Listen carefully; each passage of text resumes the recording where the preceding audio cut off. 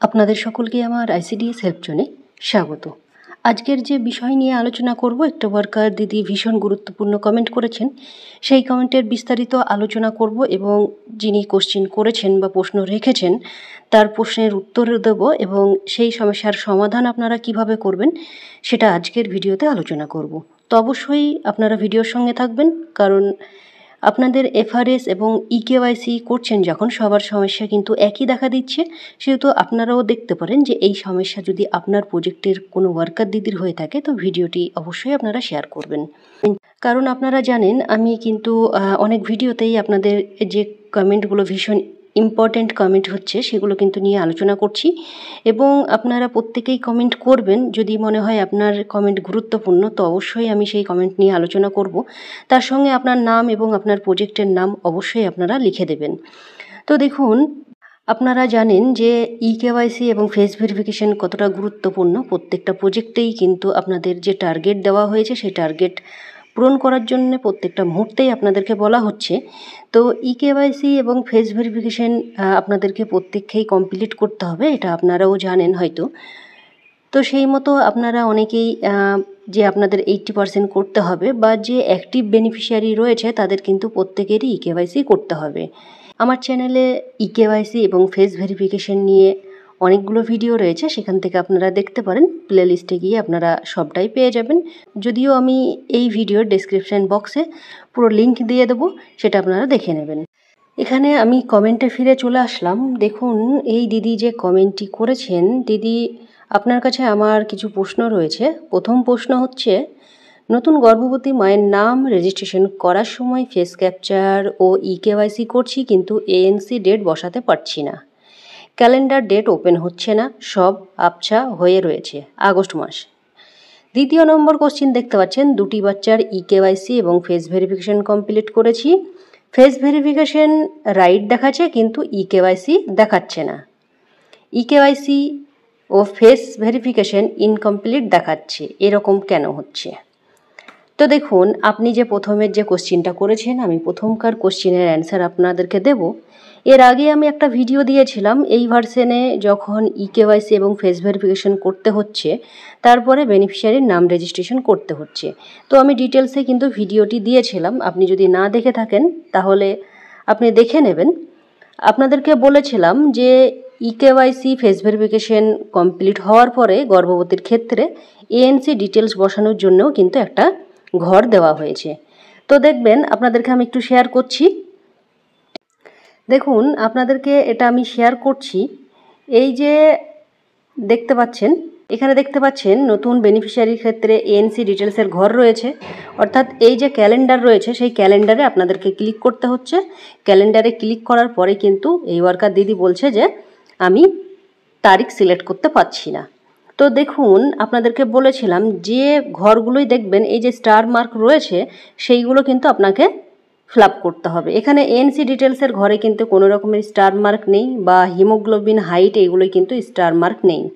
সেহেতু আপনারা নিশ্চিন্তে থাকবেন, এএনসি ডিটেলস আপনারা ফিল আপ করতে যাবেন না। যখন নিউ রেজিস্ট্রেশন করবেন এই এএনসি ডিটেলসের ঘরটা পুরো কিন্তু ফাঁকা রেখে দেবেন।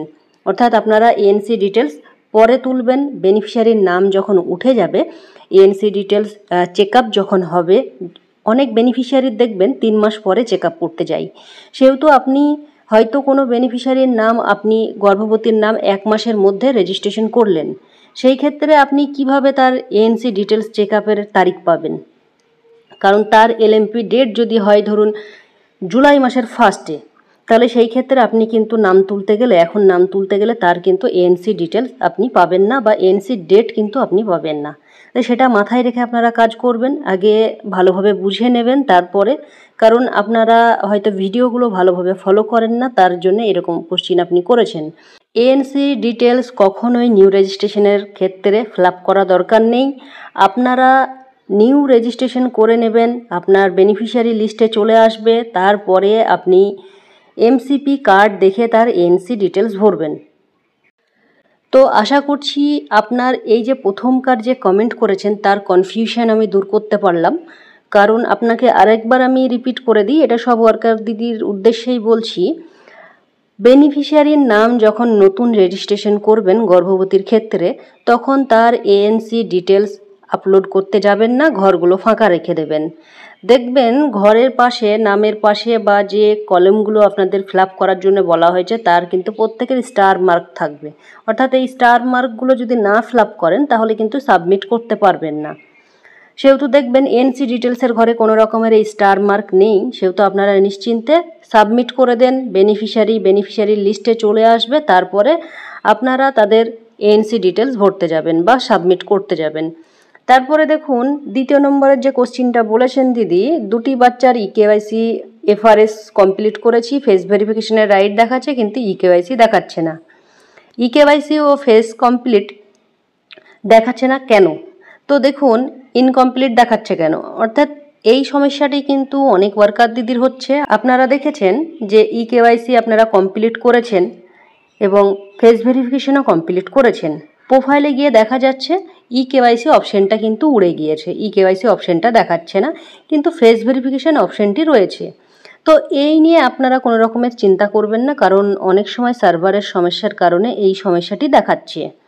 আপনাদের সেন্টারে যারা বাকি রয়েছে আরও বেনিফিশিয়ারি, তাদের ইকেওয়াইসি ফেস ভেরিফিকেশন করুন। এবং আপনারা জানেন যে ইকেওয়াইসি না করলে ফেস ভেরিফিকেশন কখনোই করতে পারবেন না। সেখানে দেখতে পাচ্ছেন আমি যে প্রোফাইলটি শেয়ার করেছি, একদম আপনি যে কমেন্ট করেছেন যে দেখুন এখানে ইকেওয়াইসি বা ফেস ভেরিফিকেশনের যে ফেস ভেরিফিকেশন সেটা কিন্তু হয়ে রয়েছে, অর্থাৎ ইকেওয়াইসি যে অপশানটি সেটা কিন্তু দেখুন এখানে কিন্তু নেই, অর্থাৎ দেখাচ্ছে না। তাহলে কি আপনারা জানেন যে ইকেওয়াইসি না করে কখনোই আপনারা ফেস ভেরিফিকেশন করতে পারেন না।